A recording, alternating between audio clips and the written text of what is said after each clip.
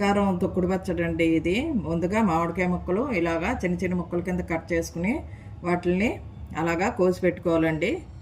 ఎండబెట్టుకోవాలండి. పొద్దునుంచి సాయంత్రం వరకు ఎండబెట్టుకోవాలండి అవి.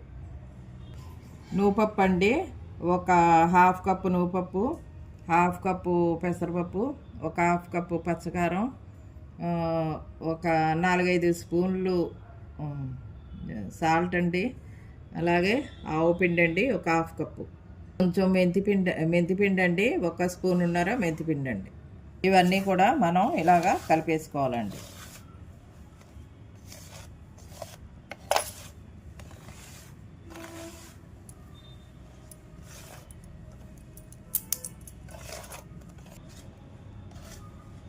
ఏవైతే ముక్కలు ఎండబెట్టి పెట్టుకున్నామో ఆ ముక్కలు కూడా ఇందులో వేసేసుకోవాలండి. ఇప్పుడు ఇందులో మనం తగినంత నూనె వేసుకోవాలండి.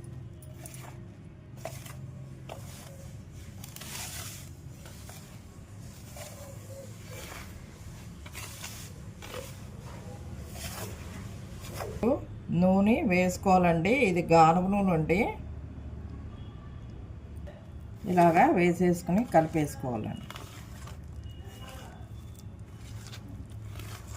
ఇంతే అండి, అయిపోయింది తొక్కుడు పచ్చడి. ఇదండి పచ్చకారం తొక్కుడు పచ్చడి అండి.